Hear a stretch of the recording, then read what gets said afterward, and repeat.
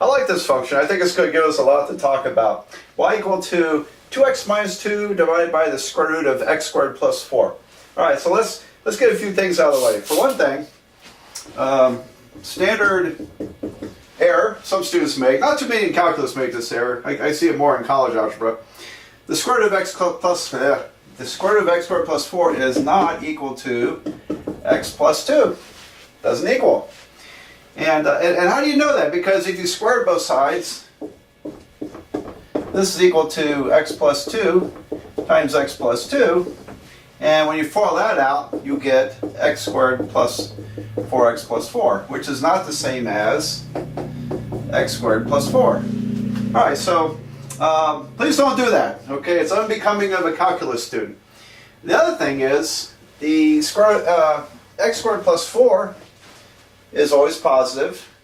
The square root is always positive. So the square root of x squared plus 4 is never equal to 0. And because x squared is either 0 or it's positive, and so this is at least 4. Actually, it's actually greater than or equal to 2, isn't it? All right, so I don't have to worry about the denominator being 0. And also, I don't have to worry about getting the square root of a negative number, which would be a complex number. And so we immediately answered one question: are there any vertical asymptotes? No. And I'll go through that when I write it up here. All right, so let's see what we can find out about this problem. Okay. Now, I always like to do the really easy, cheap stuff first. And so the Y-intercept is y at 0 would be, put 0 in here, I got negative 2 over the square root of 4. Well, this is 2, so minus 2 over 2 is going to be negative 1. All right, so we have a Y-intercept at negative 1. That's easy information to come by. It's sort of a reference point on the graph. There's a root to this equation. If I set this equal to 0, I don't have to worry about the denominator being 0. So all I have to worry about is, what is the numerator equal to 0? So set the numerator equal to 0, and x will equal to 1, won't it? So that's the root of this function. So the root is x equal to 1. Another reference point on the graph. All right. Now, I mentioned that there's no vertical asymptote. I'll go through that again real quick. No vertical asymptote. And I keep forgetting to look up, how do you abbreviate asymptote? I don't know. I'll make it ASY. Maybe it's ASYNP. Anyway, no vertical asymptote because there is no division by 0. There's no square roots and negatives. There's nothing that would cause the denominator to either be 0 or incomputable as a real number. So nothing can go wrong to create a vertical asymptote. That's basically it. Now, horizontal asymptotes, that gets kind of interesting here, because we have to go back and kind of review limits. And all right, so let's go on it. And again, what's a horizontal asymptote? It's the behavior of a function, if a function has one, or 2, it's the behavior of the function at the extreme ends of the graph, as x approaches positive infinity or negative infinity. Let's look at positive infinity first. So, and the function is y. So I'm solving for y when x goes to infinity as a limit. That gives me the horizontal asymptote, if there is one. All right, so I've got 2, and I'm going to factor the 2 out because I've thought ahead on this problem. 2 times x minus 1 over the square root of x squared plus 4. You don't have to factor the 2 out. It makes the algebra just a little bit easier. All right, so how do you do that limit? Well, it's probably been a little while since you've done limits, and there's a couple of theorems we can depend upon for limits. One is I can factor the 2 out, and I could also, if I change this to a square root, then I'll create a big square root, and I can take the limit inside. So I'm going to combine those steps here. I'll talk through it. So this is going to be 2 times the limit as x goes to positive infinity of, oh, and I messed up already. That's not what I wanted to show you. All right, try that again. 2 times the square root of the limit, there we go, that's what I wanted, as x goes to positive infinity of x minus 1 squared over x squared plus 4. Keep wanting to write a square root there.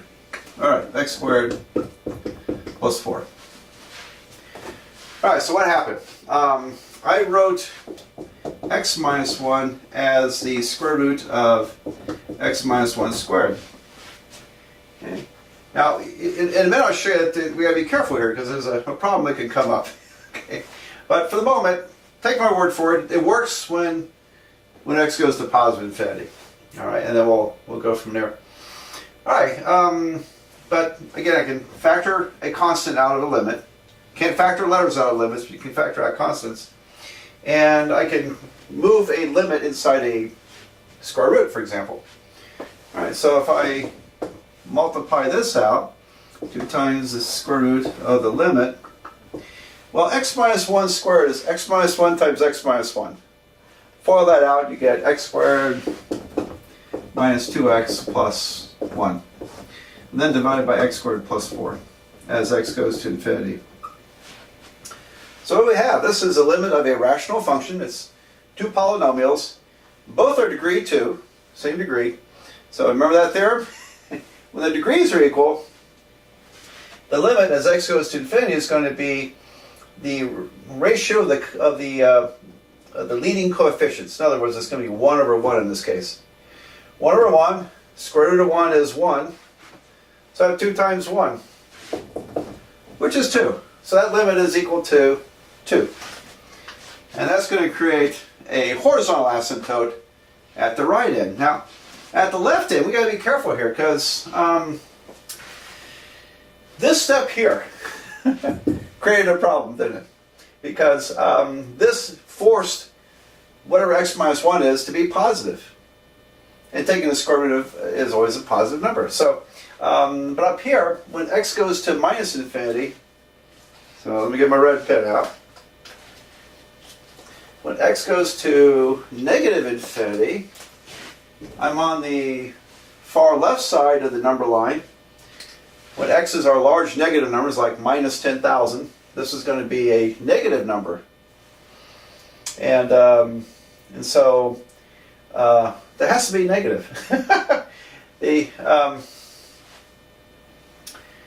Let's see, how do I write? Well, a minus is going to go here. It's going to be negative 2. So do you see how that works? In other words, the fact that when I come to here, I've created a positive number out of x minus 1, even when x is negative. So I still need that negative, but I can't take the negative inside the square root. It has to come on the outside. So a little tricky there, a little tricky. And one way you can kind of think through this is just what happens if x was a very large negative number, like negative 1 million? Well, I have a big negative divided by a not quite so big negative, positive number. Negative divided by positive is negative. The limit's going to be negative 2. All right, so what's the upshot? There are 2 horizontal asymptotes to this problem. And one is x goes to positive infinity, one is x goes to negative infinity. All right, so let's, I'll log that in our chart of details here. So we found that there are 2 horizontal asymptotes, x equals 2 and negative 2. Here we go. Okay. Now then, what else? What else? Now it's time to do the derivative. So I'm going to work the derivative out here, but why don't you try to take that derivative, pause the video, see if you can get that derivative. Well, here we go. First of all, let's write this as 2 parentheses x minus 1 over x squared plus 4 to the 1/2 power. All right, I didn't make that my 1/2 very clear here. 1/2. Okay. So hope you're not watching this on a little cell phone. It's a 1/2. Okay. All I like to factor the 2 out. That way it just keeps the algebra just a little easier. And that's an optional step. You can keep the 2x minus 2 if you'd like. But let's factor the 2 out. So I have 2 times. So I'm looking at x minus 1 over this square root. Derivative of x minus 1 is 1. So I have 1 times the denominator, x squared plus 4 to the half power, minus the derivative of the denominator is 1/2 x squared plus 4 to the minus 1/2, 1/2 minus 1, times chain rule, times the derivative of x squared plus 4, that's 2x, and then times the numerator, which is x minus 1. Now, again, I factored the 2 out, so I'm only looking at x minus 1. Divided by the square of the denominator. If I square this, the half power goes away. I just have x squared plus 4. How about that? Okay, since we have to calculate a second derivative, I think we better clean this one up first. Otherwise, it'll be pretty miserable to try to calculate a second derivative in that format. Alright, so one thing I can do is this denominator 2 cancels that numerator 2. And I'm going to rewrite this. Y prime is 2 bracket x squared plus 4 to the half power minus, alright, so I have minus, well, here we go, x squared plus 4 to the negative 1/2 times x minus 1. I know from personal experience that it would be easy for me to overlook that x there. So, because I wrote a little too small. Alright, divided by x squared plus 4. And, well, how can we clean that up? Well, if I multiply numerator and denominator by the positive 1/2 power, this will cancel and this will turn into a 1 power. So I'll multiply top and bottom by x squared plus 4 to the positive 1/2. X squared plus 4 to the positive 1/2, and distribute that through there. When I multiply these, I get the first power. 1/2 plus 1/2 is 1, so I get x squared plus 4. And then minus, these will cancel, because they're opposite signs, they cancel. You know, we get an exponent of 0, and x squared plus 4 to the 0 power is going to be 1. So I have minus x times x minus 1. Great. And then divided by, when I multiply these out, it's going to be first power plus half power is 3/2 power. So I have x squared plus 4 to the 3/2 power. There we go. So let's see what goes on now. Let's see. Okay. Let's finish simplifying. So my numerator is going to be x squared plus, x squared, there. There we go, that's better. Well, x squared plus 4 minus x squared, and then plus x.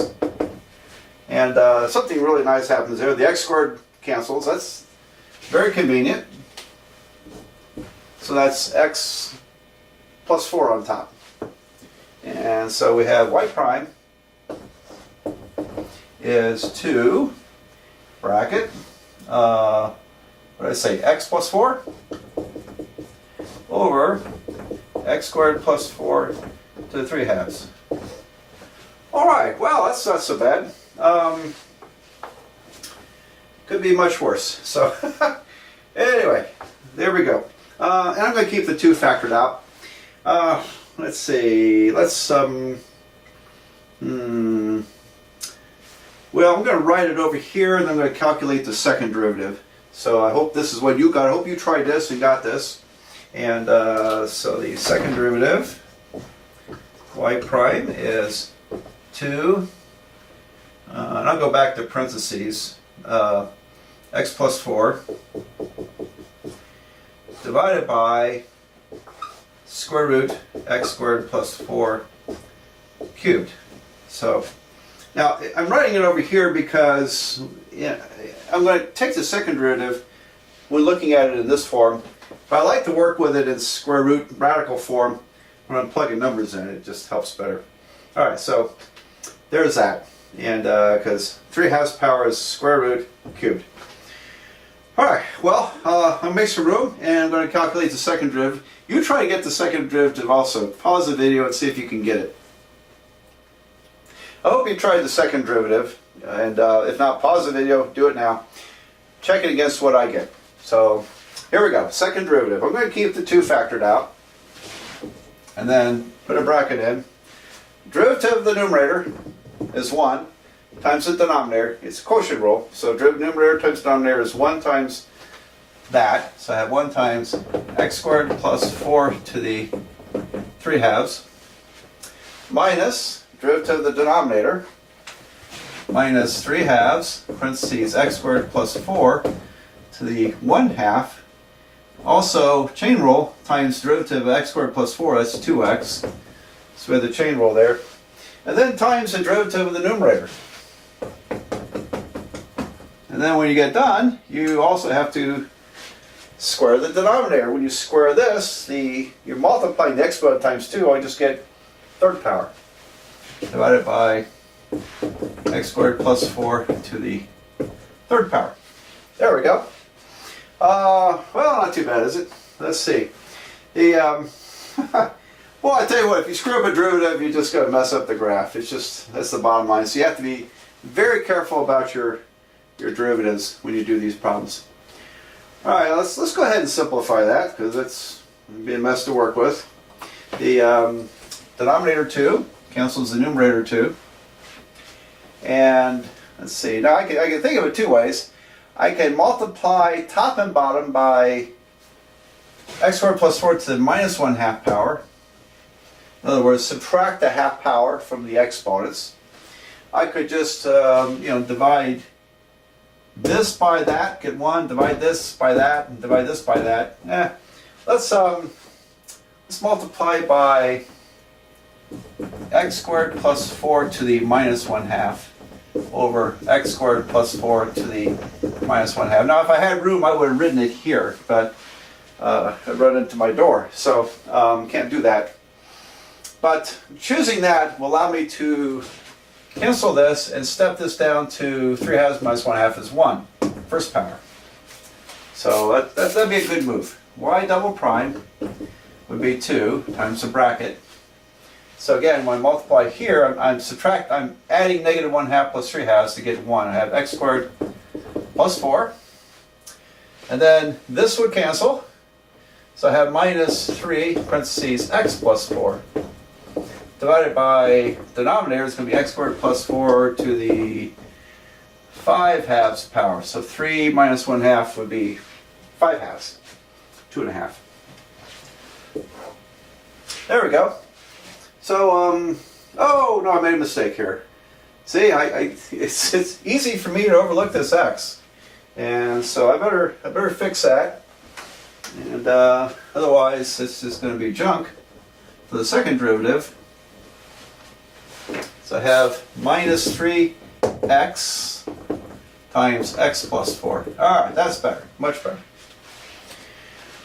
Okay, so let's wrap up the second derivative here. I've got, let's see, x squared plus 4 minus 3x squared minus 12x.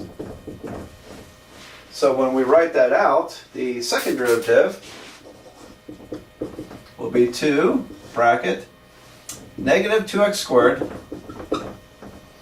minus 12x plus 4 divided by this, x squared plus 4, 5/2 power. There we go. Okay. And so the, boy, I just don't have the room, do I? You know what I'm going to do? I'm going to write this down so I don't screw it up. And I'm going to rewrite the derivatives. And then we'll do that chart to check the signs of the derivatives. That gives us the shape and direction of the graphs. And then we'll be able to graph all this out, so won't be so bad. Now when I do that, the second derivative, I'm going to factor out -2 here. So, because I like to have a positive x squared when I can. So 2 factors out. Let's make it -2. So I factor out -2. I got -4 times, let's say this is going to be x squared plus 6x minus 1. Is that right? I want to check myself. Yeah, it looks good to me. Okay, so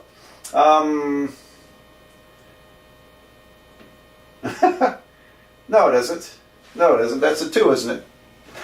I hate when that happens. -2. Okay, so factor -2 out. I should get positive x squared plus 6x minus 2. And then I have my denominator, x squared plus 4 to the 5/2. There we go. I think we have all the ingredients ready to go. And so, yeah, write this down. I'm going to write it down, and then I'm going to write my derivatives, and then we'll figure out the rest of it. I cleaned up the board, and when I did so, I wrote the derivatives with in radical form. So this was x squared plus 4 to the 3/2. That's square root cubed. Once I'm done taking derivatives, I like to have it back in radical form because in case I'm going to calculate with it, it's a little easier to look at, I think. So anyway, a matter of taste.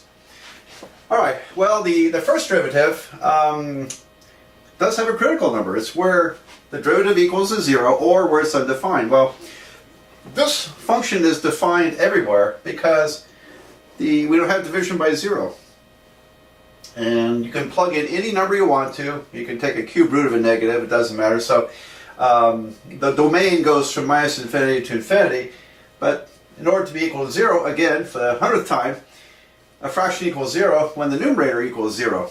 And when x plus 4 equals to 0, solve for that, we get -4. So there's one critical number at -4. And so the critical numbers are where it may change from increasing to decreasing, resulting in a relative maximum, or it could change from decreasing to increasing, resulting in a relative minimum. Or it may not tell us anything, but anyway, that's what can happen here. Now here's the second derivative, and this was to the 5/2 power, so I wrote square root to the 5th power. And it'll have points of inflection if I can set this equal to 0 and solve. Well, if we set this equal to 0, we don't have to worry about the denominator, and we don't really have to worry about the -4, because if you had -4, parentheses x squared plus 6x minus 2 equals to 0, you can divide both sides by -4. I failed to mention it up here. If you set 2 times this, it would be the same thing. You could divide the 2 off. So I'm worried about, or concerned with, solving this problem. And it looks like a quadratic equation, doesn't it? So let's pull out the quadratic equation, in case you're rusty at it. A is 1, B is 6, C is -2. So x is going to be minus b plus or minus the square root of b squared minus 4 times a times c divided by 2a. You remember all that? Okay. So the under the square root, I've got 6 squared is 36, and then plus 8 is 44. So we end up with x equals to -6 plus or minus the square root of 44 divided by 2. We can simplify that if we want to. The square root of 44 is square root of 4 times the square root of 11. And now I want to divide by 2. And students in algebra love to, sometimes they'll selectively divide. They'll divide this by 2 and forget about dividing the square root of 44 by 2. And the square root of 44 divided by 2 is not the square root of 22. It's the square root of 11, it turns out. So now I divide this by 2, I get -3. And here I get 2 times the square root, I'm sorry, that's 2. The 2's cancel over there. So my points of inflection are at -3.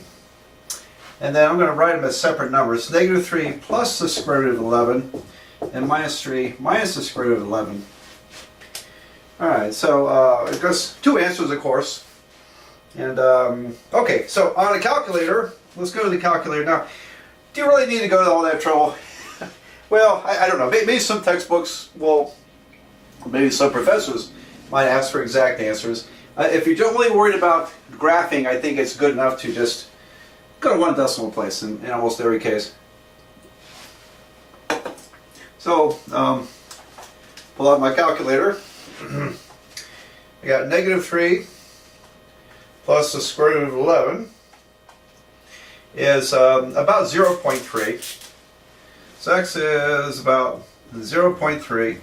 And then over here, let's see, if I change this to a minus, I get minus 6.3. So 0.3 and negative 6.3 approximately are the points of inflection. Now, you know, when I say points of inflection, I ought to be careful because it might be a possible point of inflection. I haven't thought this totally through. If the function is defined, there the derivative is defined, I think maybe it is a point of inflection, but I don't know. Sometimes I think it's possible to construct a function where you can solve for that and the inflection might not change. So I like to call it possible points of inflection. All right, why don't we just assume that it probably is, and we'll see what happens. Okay, that's probably the safe road here. Okay, so I'm going to erase this and draw my little chart, and we'll figure out the points, because we have three interesting points. These are my interesting points: the critical number and the two possible probable points of inflection. So our three interesting points divide the number line up into 4 sections, and I thought this through a little bit more. Calling them possible points of inflection, I do think it is possible to have a function where the second derivative equals 0, but the inflection may not change. So I'll report back in case I realize differently. I think I'll look at that over lunch or something. But I think it's possible, but in most cases it's going to be points of inflection where the concavity will change. All right, but we'll verify, trust but verify, by checking each of these intervals to see what the derivatives are, positive or negative. All right, so these are the first derivatives and the second derivatives. And over here, if I go to the left of negative 6.3 with my first derivative, remember that the 2 is positive, of course, denominator is positive, so I'm only worried about x plus 4. When x is, say, negative 7, that's a minus. So it's decreasing. Well, the first derivative is negative, so it means the function is decreasing. And actually that's going to work over here too. If I plug in, for example, minus 5, this is negative. Negative, it's still decreasing. And then when we jump over the critical number, you know, x larger than negative 4 is going to produce a positive, so now the function is increasing. Now, as far as the second derivative, a little more messier. See if we can think this through. Now, denominator is positive, negative 4 is negative, so what is this sign?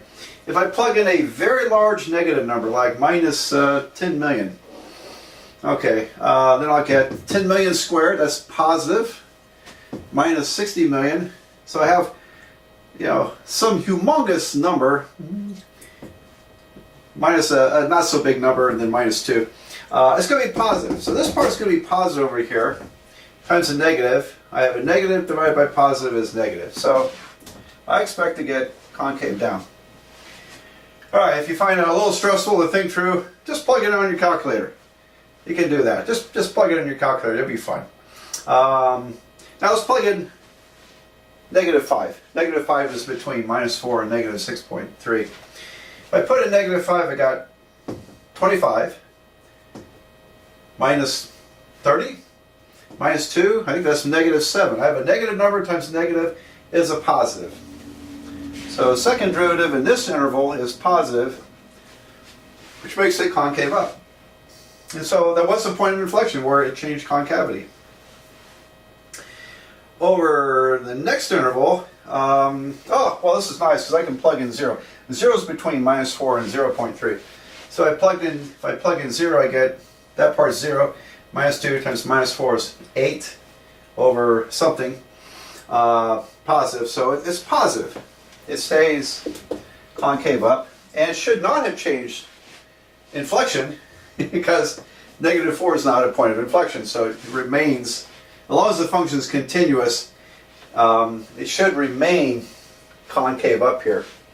Alright, finally, when we go to the right at point 3, how about 1? If I plug in 1, I got 1 plus 6 is 7, minus 2 is 5, times negative 4 is negative number, divided by positive is negative, and now it's concave down. So it did change concavity at the inflection points, as it almost always does, and it increases and decreases. And it has other interesting features, especially those two horizontal asymptotes. So let's put it all together. Oh, I need one more thing. Don't I? I need one more thing. So I want some more points. So the interesting points. I'll write it up here. The interesting points. Interesting points. Now I go back to the original function. So x and y, which is this. Be careful, don't plug it into the derivatives. We've already taken care of those. Negative 4 is an interesting point. I put minus 4 into here. I get, I'm going to go with the calculator, because yeah, we'll get a square root of 20 or something down there. So it's going to be a decimal number. This is just for approximation purposes. So negative 4 stored to x. So I'll throw in the towel and do the calculator on this one. Let's see, left parentheses, 2x minus 2, close parentheses, divided by the square root of, parentheses, x squared plus 4, close parentheses, and I get minus 2.2. Negative 2.2. That looks suspiciously to me like negative square root of 5. I think kind of looks familiar to me. Anyway, minus 2.2 is the rough approximation. And then, let's see, this number, 0.3, I think I'm going to type this in. So, negative 3 plus the square root of 11. Now store x. Now bring up the function calculation. I get minus 0.7.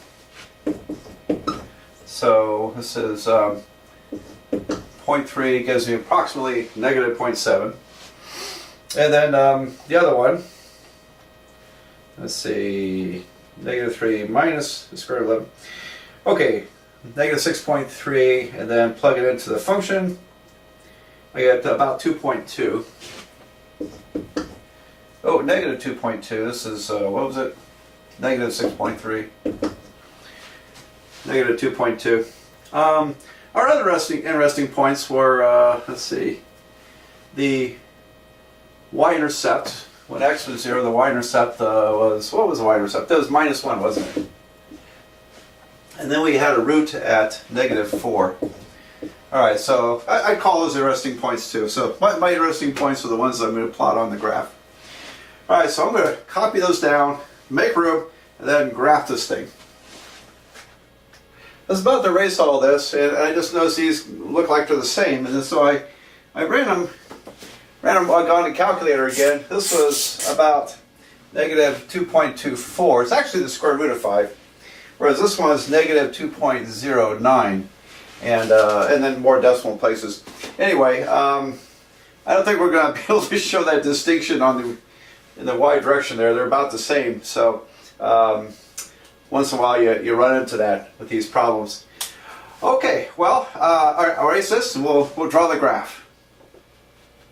I started to draw this function and I made a mistake, so I just kind of erased my mistake and because I misread something on my paper.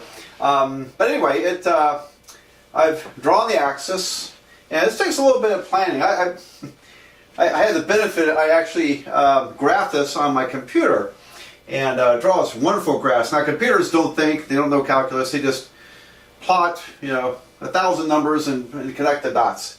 It does it very quickly. Okay. Well, no one's going to pay you to do that. They'll pay someone to work a computer maybe. to do things, but if you want to make real money, you got to learn how to think in calculus, learn how to analyze. That's what we're doing here. All right. Well, anyway, the horizontal asymptotes were at -2, y equal -2, and y equal +2, and the function is it lives almost between these, but actually does come out a little bit outside of this one, which is kind of interesting. Now then, let's see. Let me get my list here. We had a Y-intercepts was at -1, 0, -1. There it is. And the root of the equation was at 1, 0, wasn't it? 1, yeah, I didn't write that down, but 1, 0 right here. Okay. There we go. Is that right? If I plug in 1, yeah, I get 0. I get 0. Okay. So, 1. And then, let's see, we have the critical number, -4, comma, -2.24. So it actually comes below the asymptote.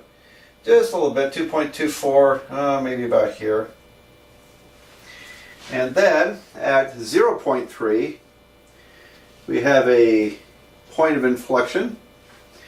Okay, 0.3 is pretty close to the axis here, and it's -0.7. Okay, so right around here is a point of inflection. And then at -6.3, it dips down to -2.09, which is actually slightly above this one. And so it's, and I'll tell you, I'm going to exaggerate that a little bit. There's my point of inflection, because I want to show it. And okay, so I have my 2 points of inflection. I have my relative minimum. It's a critical number. And I have the 2 intercepts. And up to, and I put -6 here. Let me slide it over to -6.3. Sorry about that. A little bit off. 6.3, maybe about here. All right, and like I said, I'm going to try to exaggerate this difference here just so we can see what's going on. Okay. 4. All right. Close enough. Okay. So what happens here? Until we get to -6.3, it is decreasing concave down. So it's this side of the graph. Now it's going to level off at on the asymptote, because as x goes to infinity, it approaches this asymptote, and it's not going to come up and then come back down again. Otherwise, we'd have another critical number. So it really just levels off there, and it's concave down. So I'll try to make a little loop there. Okay. And then when we get to -4, between here and here, it's decreasing, but now it's concave up. So now it's going to loop down, like so. So it loops over, loops down, and then it continues concave up, but now it's increasing until we get to 0.3, which is this number. So it's going to come up like this. There we go. And then finally, after 0.3, it's going to cross the root, and then it's increasing concave down, so it loops over and goes to the root and comes out like that. All right, there we go. So I thought that was a very interesting graph. For one thing, it dispels the notion that you can't cross the horizontal asymptote. Yes, you can. A function can't cross the vertical asymptote, because the vertical asymptote is where it's undefined. It's okay, however, for a function to cross a horizontal asymptote, although I got to tell you, it's kind of rare. And so it does. And so there it is. Make sure your graph fits this information well, as it's approaching at either extreme the horizontal asymptotes. And okay, it seemed like there was one other thing I was going to tell you here, and I'll probably forget and remember it later. Anyway, I thought it was a very interesting function. It's a little more exaggerated. It goes like this, and but it's not actually. These are more farther apart than they should have been, but very interesting little function there. Okay, I hope you got a lot out of this one because there's a lot of meat to this problem. So I have at least one more graph to do. We have another interesting feature we haven't explored yet called the oblique or diagonal asymptotes.